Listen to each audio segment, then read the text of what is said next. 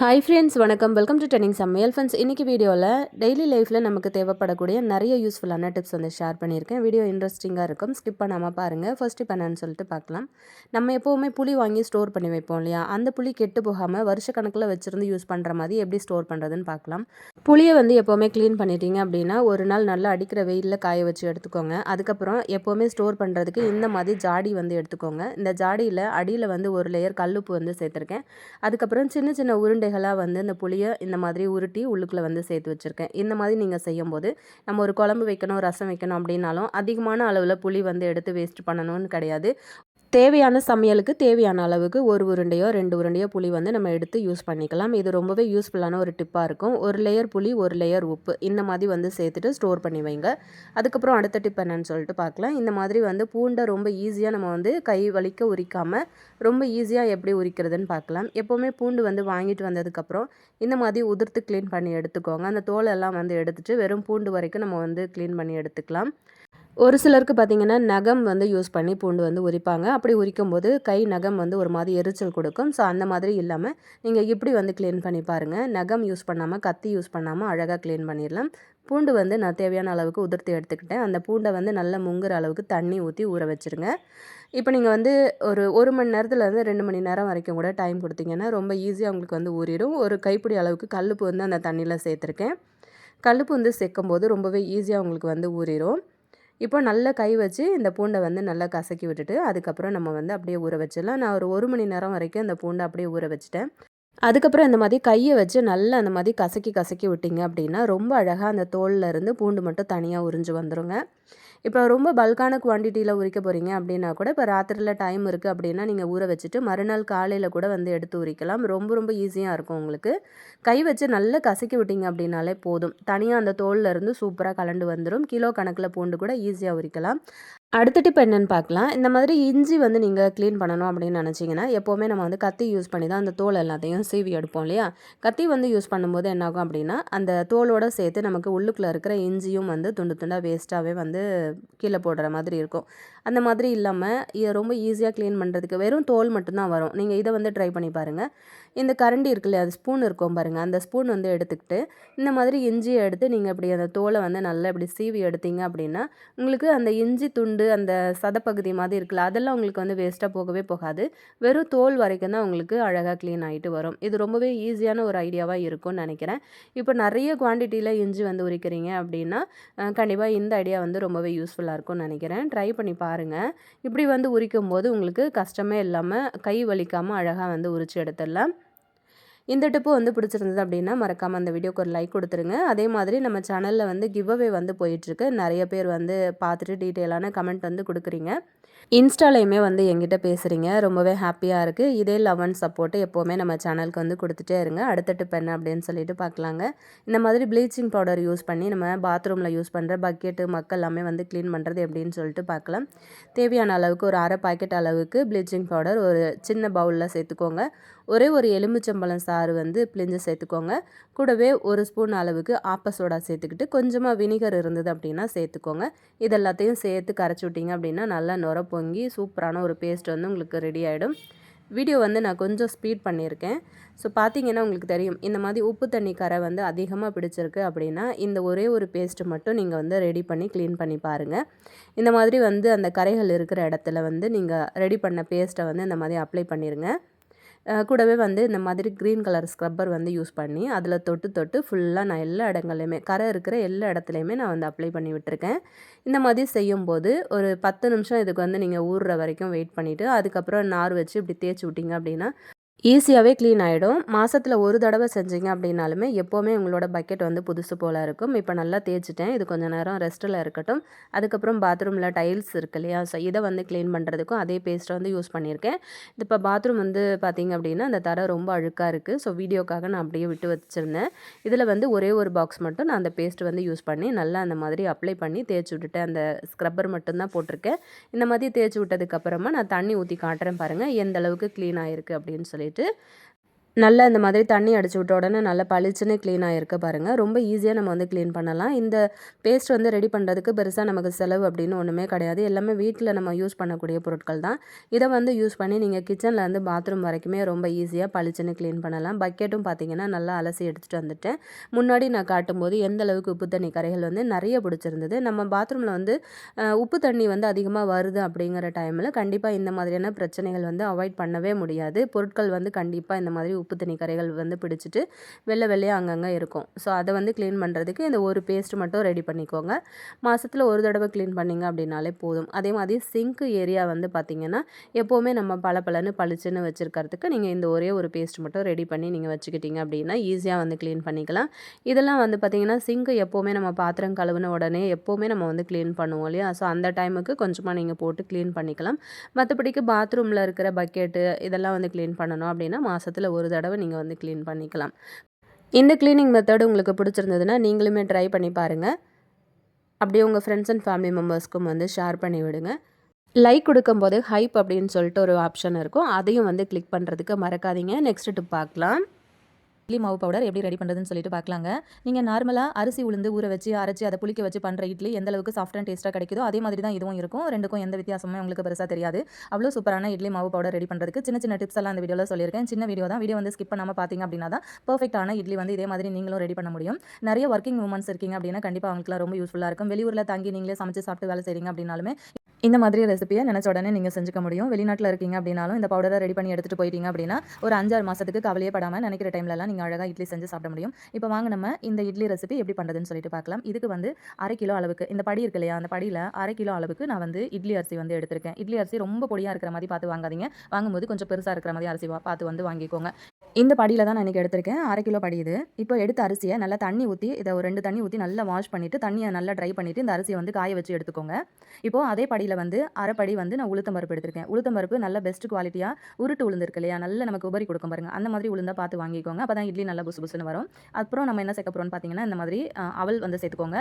இந்த படியில் ஒரு 1/4 படி அளவுக்கு நீங்கள் அவல் வந்து சேர்த்திங்கன்னா போதும். ஒரு படிக்கு வந்து அரிசி சேர்த்துருக்கோம், 1/2 படி வந்து உளுத்தம் பருப்பு சேர்த்துருக்கோம், 1/4 படி வந்து அந்த அவல் வந்து சேர்த்துருக்கோம்.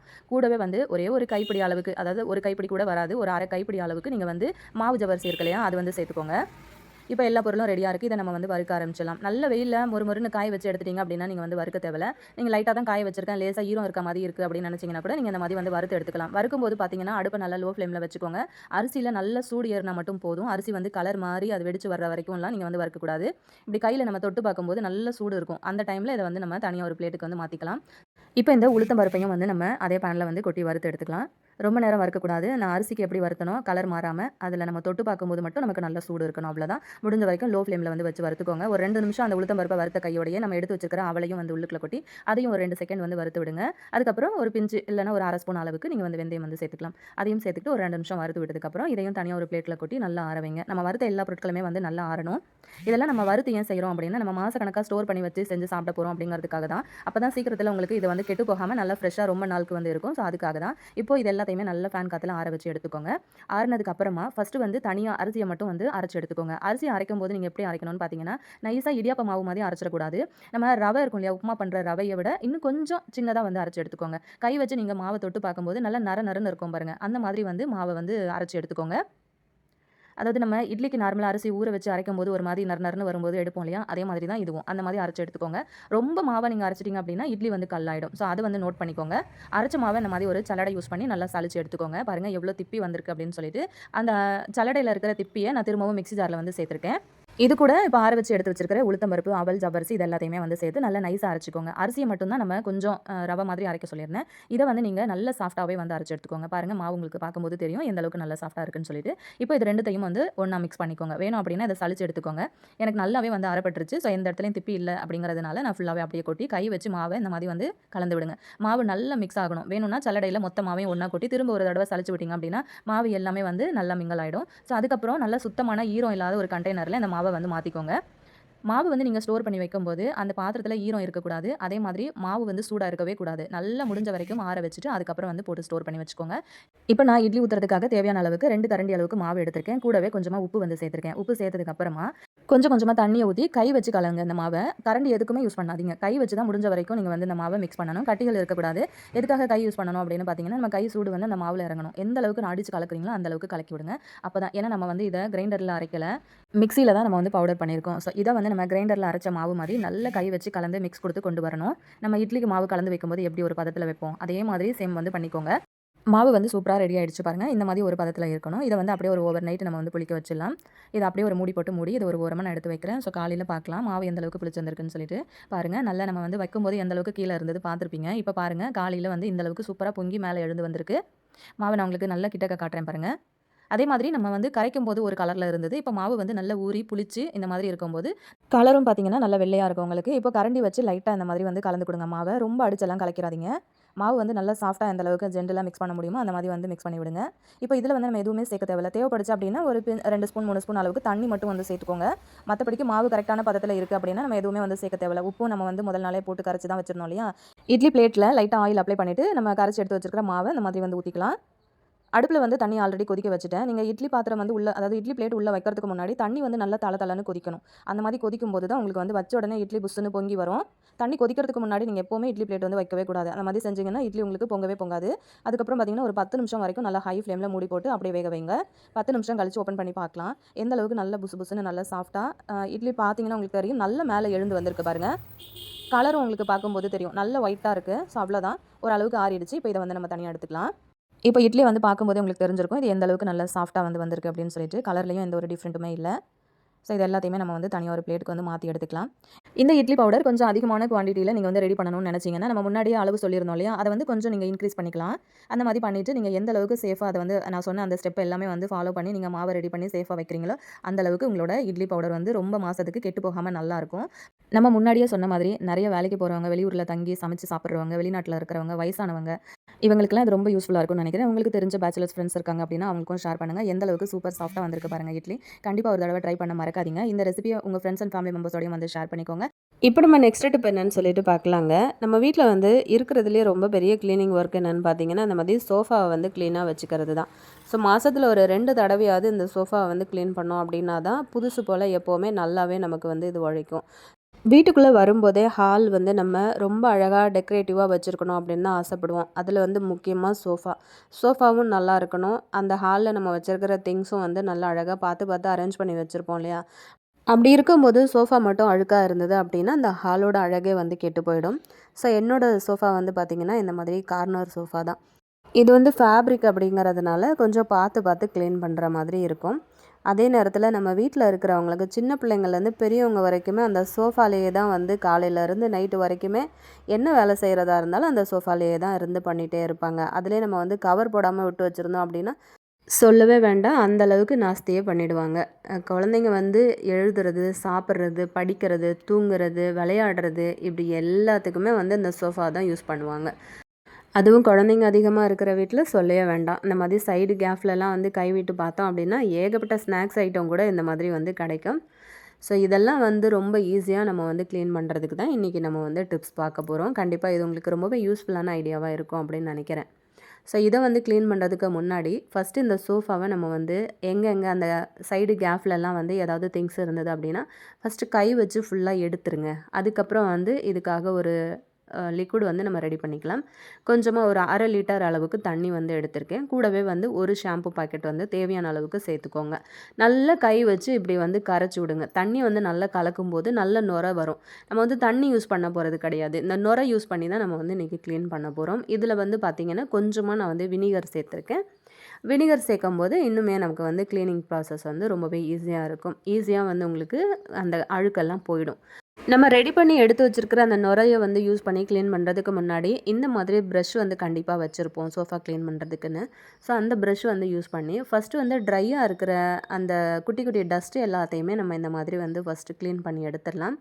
இந்த மாதிரி பண்ணிவிட்டு அதுக்கப்புறம் நீங்கள் க்ளீன் பண்ணும்போது தான் உங்களுக்கு ரொம்ப ஈஸியாக இருக்கும் க்ளீன் பண்ணுறதுக்கு. ஏன் அப்படின்னா இப்போ நிறைய டஸ்ட்டு வந்து படிஞ்சிருக்கு. அப்படியே நம்ம வந்து அந்த தண்ணியவோ இல்லை நுரையவோ வந்து யூஸ் பண்ணி நம்ம க்ளீன் பண்ணுறோம் அப்படின்னா ஒரு மாதிரி திட்டு திட்டாக வந்து படிஞ்சிட்டே வரும் அழுக்கெல்லாம். ஸோ எனக்கு வந்து பார்த்தீங்க அப்படின்னா வெளியில் வந்து ரோடு, ஸோ மெயின் ரோட்லேயே வீடு இருக்கிறதுனால ஜன்னலும் பார்த்தீங்க அப்படின்னா நிறைய வீடியோவில் நான் காமிச்சிருப்பேன்.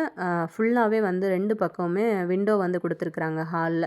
ஸோ அது கொஞ்சம் ஓப்பன் பண்ணி வச்சேன் அப்படின்னாலுமே எனக்கு வந்து நிறைய டஸ்ட்டு வந்து உள்ளே வந்துடும். எந்த அளவுக்கு வந்து டஸ்ட் இருக்குது அப்படிங்கிறது நான் க்ளீன் பண்ணும்போதே உங்களுக்கு தெரிஞ்சிருக்கும்.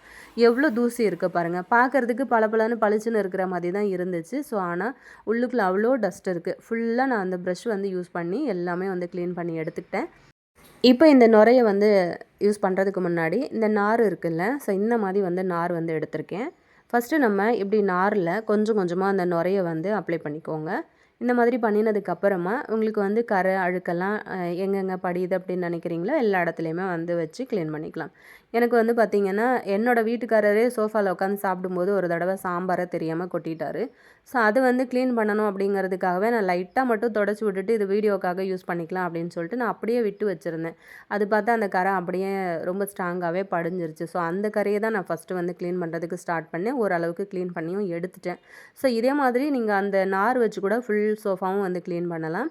இன்னொரு மெத்தடில் நீங்கள் எப்படி க்ளீன் பண்ணலாம் அப்படின்னு பார்த்தீங்கன்னா இந்த மாதிரி வந்து ஒரு ஒயிட் துணி வந்து எடுத்திருக்கேன். அதே மாதிரி இப்படி ஒரு மூடி வந்து எடுத்துக்கோங்க. அந்த மூடியை இந்த வெள்ளை துணியை வந்து அந்த தண்ணியில் நல்லா நனைச்சிட்டு அப்புறம் பிழிஞ்சு எடுத்துக்கோங்க. இப்போ அந்த கர்ச்சீப்புக்கு நடுவில் அந்த மூடியை வச்சு இப்படி 4 பக்கம் சுற்றி விட்டுக்கோங்க. அவ்வளோதான். நல்லா ஸ்ட்ராங்காக கைப்பிடி மாதிரி உங்களுக்கு ரெடி ஆகிடும். கையில் நல்லா இறுக்கமாக பிடிச்சிக்கிட்டு அழுக்கு எங்கெல்லாம் இருக்கோ எல்லா இடத்துலையுமே அந்த கைப்பிடியை வந்து வச்சு இப்படி தேய்ச்சி விடுங்க. இப்படி வந்து தேய்க்கும் போது ரொம்ப ஈஸியாக உங்களுக்கு வந்து அழுக்கு போயிடும். அதே மாதிரி அந்த சின்ன கேப் எல்லாம் இருக்கும்ல, அதெல்லாம் நம்ம வந்து க்ளீன் பண்ணுறதுக்கு ரொம்ப ஈஸியாக இருக்கும். இப்படி உள்ளே விட்டு விட்டு எடுத்தீங்க அப்படின்னா அழகாக உங்களுக்கு வந்து அந்த துணியில் உள்ளே இருக்கிற ரொம்ப மைனூட்டாக இருக்கிற டஸ்ட் எல்லாமே அந்த துணியில் வந்து உங்களுக்கு படிஞ்சிரும்.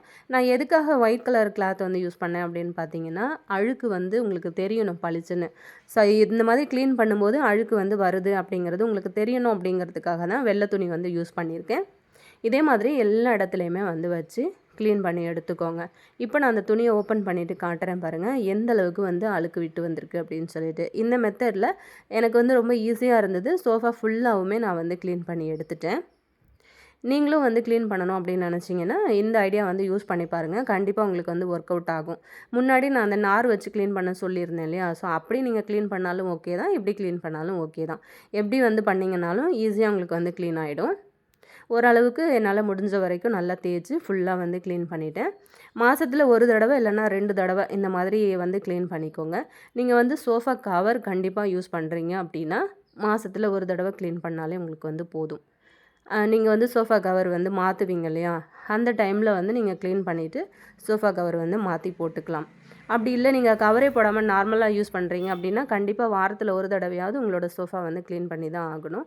அப்போ தான் சோஃபா வந்து ஓரளவுக்கு நல்லாயிருக்கும் பார்க்கறதுக்கு.